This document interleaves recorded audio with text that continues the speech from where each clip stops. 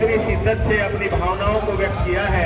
Bharatiya Janata party आपके ऊपर नाज करती, गौरवान्वित है कि आपकी भावना है आपके अंदर कि जो भी प्रतियोगी थे टिकट के वो सब साथी यहाँ पर पधार करके बहन रेणु जी को आशीर्वाद दे रहे हैं और एकजुटता का परिचय दे रहा है। मैं सब साथियों से निवेदन, सब लोग कृपया करके अपना अपना स्थान ग्रहण कर लें कुछ ही समय में, क्योंकि एकदम से हड़बड़ी ना हो और सब लोग शिद्दत से अपना स्थान भी ग्रहण कर लें। मेरा सबसे निवेदन है व्यवस्था बना लें ताकि मुख्यमंत्री भवन के अध्यक्ष रहे और हमारे रोहतक विधानसभा के कैंडिडेट हैं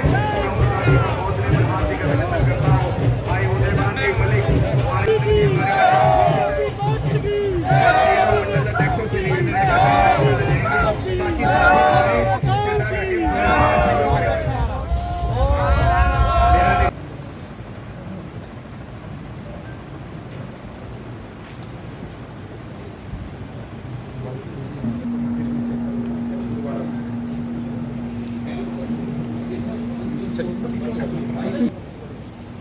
वकील साहब थोड़ा सा मनीष जी करा थोड़ा, रेणु जी थोड़ा सा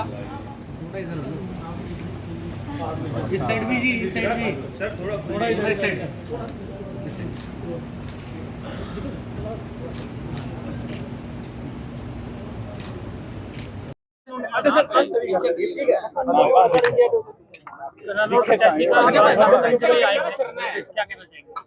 देखिए, हमारी भारतीय जनता पार्टी की वरिष्ठ नेत्री रेणु डाबला जी ने आज कलानौर कंस्टिट्यूंसी से नामांकन भरा है। मैं रेणु डाबला जी को बहुत बहुत बधाई देता हूँ, शुभकामनाएं देता हूँ। आज जिस प्रकार का माहौल पूरे प्रदेश के अंदर बना हुआ है, मैं अभी एक बड़े कार्यक्रम कलानौर के उसमें से सीधा यहाँ पर आया हूँ। कार्यकर्ताओं का कलानौर के जो जोश जो उत्साह देखने को मिला है, मैं इस विश्वास के साथ कह सकता हूँ कि कलानौर की सीट बहुत बड़े मार्जिन के साथ रेणु डाबला जी जीत रही हैं। इनको मैं बधाई भी देता हूँ, क्योंकि कांग्रेस परिवारवाद का शिकार हो रही है और परिवारवाद के शिकार के कारण वो तय नहीं कर पा रहे। कांग्रेस का चुन चुन करके टिकट दे रहे हैं, किसको पकड़ें, टिकट लेने के लिए तैयार नहीं है। कभी 2 की लिस्ट निकालते हैं, इस प्रकार से लिस्टें निकाल रहे हैं, चुन चुन के निकाल रहे हैं और टिकट लेने के लिए तैयार नहीं है। कांग्रेस के प्रति लोगों का मोह भंग हो चुका है और कांग्रेस जो भ्रष्टाचार के अंदर उनका चेहरे खराब हो चुके हैं, तो लोग विश्वास नहीं कर रहे हैं और विश्वास नहीं हो रहा है तो कांग्रेस पार्टी बहुत पीछे चली गई। उसकी दुकान में सामान नहीं बचा, सामान भ्रष्टाचार का और झूठ का है। कोई ये विकास की बात नहीं करते, लोगों के वेलफेयर की बात नहीं करते, ना इन्होंने की। अगर की हो तो बताएं, बताने के लिए कुछ नहीं है। झूठ बोलने के लिए बहुत कुछ इनके पास है, लोगों को झूठ बोल करके बरगड़ाते हैं।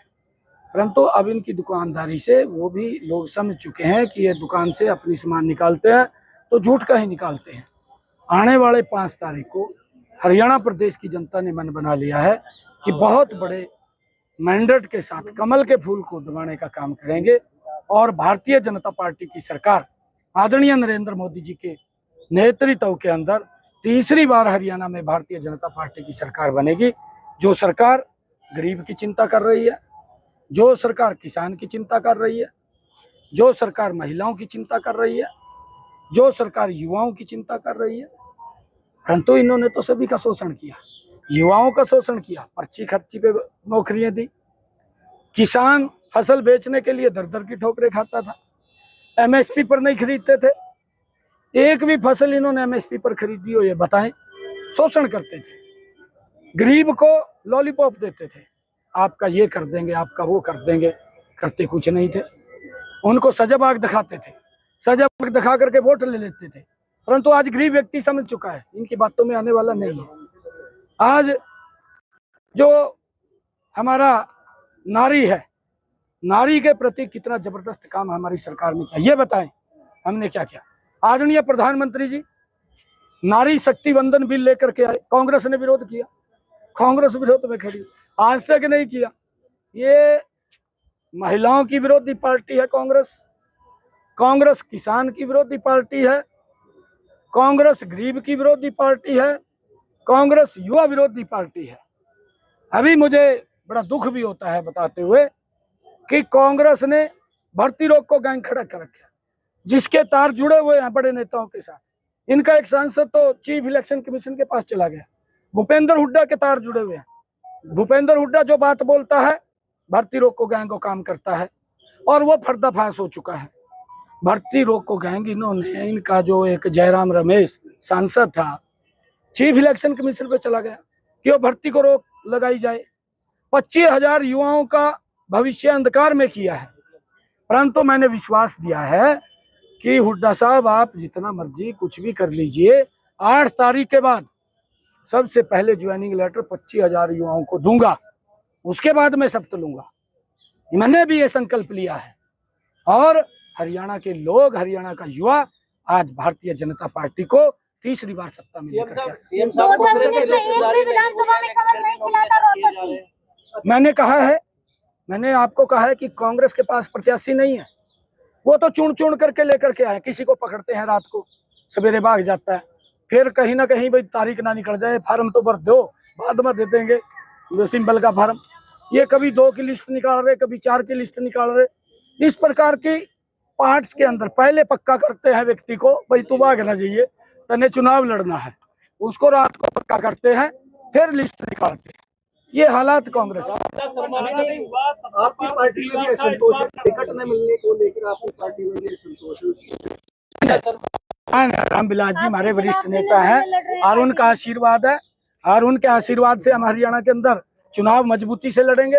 हमारे बड़े नेता है रामविलास जी, रामविलास जी का तो बड़ा आशीर्वाद। आप ऐसे कैसे कह रहे हैं?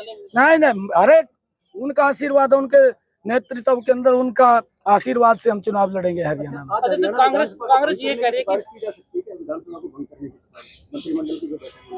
नहीं, देखिए अभी ऐसा नहीं। सर, कांग्रेस ये कह रही है कि लोकसभा और विधानसभा में कोई ज्यादा अंतर नहीं, क्योंकि लोकसभा में हमने 5 प्रदेश में सीटें जीती थी, अब हरियाणा में पूर्ण बहुमत से सरकार बनी। कांग्रेस को ये भी पूछना, हुड्डा साहब को भी झूठ बोल कर जीतती थी, झूठ बोल कर जीतती थी ना, पूछ लेना। वैसे तो नहीं जीती, सजबाग दिखाई दिया, सीटें जीत ली। परंतु इनकी सरकारें कर्नाटक के अंदर है, हिमाचल में है, यहाँ तेलंगाना के अंदर है। इनकी सरकार हिमाचल में 2 साल हो गए, ये झूठ बोल के आए थे कि हर साल 1 लाख बच्चों को नौकरी देंगे, आज तक ऐड भी नहीं निकाली, 2 साल हो गए। वहाँ कर्नाटक में कहा महिलाओं को 2,000 रुपये देंगे, 2 साल हो गए, 5 पैसा नहीं दिया। तेलंगाना के अंदर कहा 1 साल हो गया कि 2,500 रुपये महिलाओं को देंगे, 500 रुपये का गैस का सिलेंडर देंगे। ना तो गैस का सिलेंडर 500 का दिया, ना 2,500 रुपये दिए, झूठ बोलते हैं। और अब इन्होंने यहाँ पर भी डेंटिंग पेंटिंग करके लोगों के बीच में एक झूठ फैलाने का काम कर रहे हैं कि हम कहीं सजबाग दिखाएंगे। परंतु मैं हुड्डा साहब से पूछना चाहता हूँ कि हुड्डा साहब, आप 10 साल मुख्यमंत्री रहे, बुजुर्गों को आज ये बात बोल रहे हैं ना, मैं 6,000 दूंगा, ये 500 रुपये देता था, आपको ध्यान होगा। हुड्डा साहब को पूछना भी आप 500 रुपये देते थे। जाते जाते इसने घोषणा करी थी कि मैं 1,000 दूंगा, जाते जाते दिए नहीं, घोषणा करी, और वो 1,000 भी हमने दिया। आज हम बुजुर्गों को 3,000 रुपये सम्मान भत्ता दे रहे हैं, ये झूठ बोल रहे हैं, सजबाग दिखा रहे हैं। 2019 में रोहतक की एक भी विधानसभा में कमल नहीं खिला पाई थी पार्टी। मैं आपको बताऊं, कलोई तो भूपेंद्र सिंह को डाल रहा है, आप देखना 8 तारीख को जब रिजल्ट आएंगे ना, आप मेरे से फिर क्वेश्चन करना। बहुत बड़े मार्जिन से हार रहा है, साफ हो रही कांग्रेस, झूठ के सहारे पर चल रहे हैं। आप देख नहीं रहे हुड्डा साहब के चेहरे को तो देख रहे होंगे आप, चेहरा उतरा पड़ा, वोट नहीं मिल रहा, क्योंकि भ्रष्टाचार किया है, बड़ा लूटने का काम किया, किसानों को लूटा, युवाओं का शोषण किया, महिलाओं के ऊपर अत्याचार हुए हैं, क्या क्या नहीं किया, सब कुछ किया इन्होंने अपनी सरकार।